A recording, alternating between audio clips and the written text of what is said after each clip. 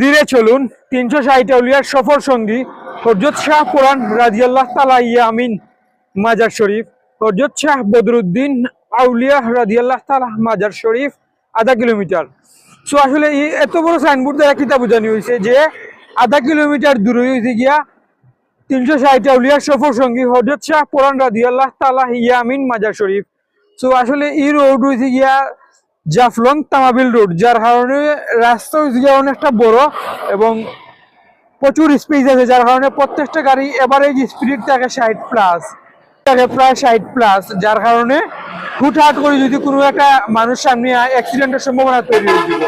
আপনারা দেখতে পারেন যে প্রত্যেকটা গাড়ি যে চলে, প্রত্যেকটা গাড়ির এভারেজ স্পিড প্রায় 60+, যার কারণে যে কোনো সময় অ্যাক্সিডেন্ট ঘটতে পারে কিংবা বড় দুর্ঘটনা ঘটতে পারে। যার কারণে এত বড় সাইনবোর্ড দিয়ে বোঝানো হয়েছে যে ধীরে চলুন 360 আউলিয়ার সফর সঙ্গী হযরত শাহ কোরআন রাদিয়াল্লাহু তাআলা ইয়ামিন মাজার শরীফ, হযরত শাহ বদরুদ্দিন আউলিয়া রাদিয়াল্লাহু তাআলা মাজার শরীফ আধা কিলোমিটার।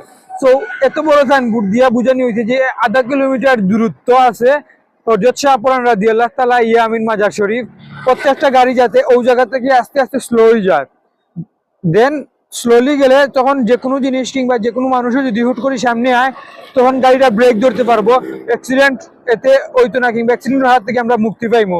কারণ পুরাটা রোড থেকে ফ্রি দেখতে পারো আপনারা, আর এই রোড ফ্রি থাকার কারণে প্রত্যেকটা গাড়ির এভারেজ স্পিড প্রায় 60, যার কারণে অ্যাক্সিডেন্ট করতে পারে।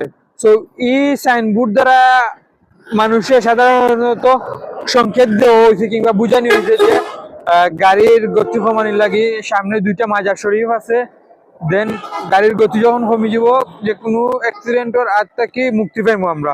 তাছাড়া সিলেটের হযরত শাহ কোরআন রাদিয়াল্লাহু তাআলা ইয়ামিন মাজার শরীফ মোটামুটি অনেক বিখ্যাত, আপনারা সবাই চিনেন। তো এই সাইনবোর্ডটার দ্বারা মূলত ওই জিনিসটা বোঝানো হয়েছে। তাছাড়া আমি ও রোড দিয়েও যাইলাম, দেখলাম যে প্রত্যেকটা গাড়ির এভারেজ স্পিড প্রায় 60+। সো যে কোনো সময় যদি হুট করে কোনো জিনিস সামনে আয় তখন অ্যাক্সিডেন্টের একটা সম্ভাবনা তৈরি হয়।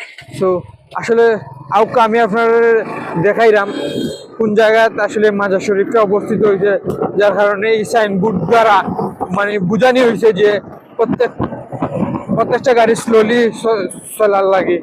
আর সামনেও হয়েছে গিয়ে একটা বাজার এবং একটা বান্ধ আছে। তো এই বাজারটার কারণে মূলত দেওয়া হয়েছে যে গাড়ির গতি কমানোর লাগে সামনেও মাজার শরীফ। তাছাড়া এই রোডে প্রচুর টমটম চলে।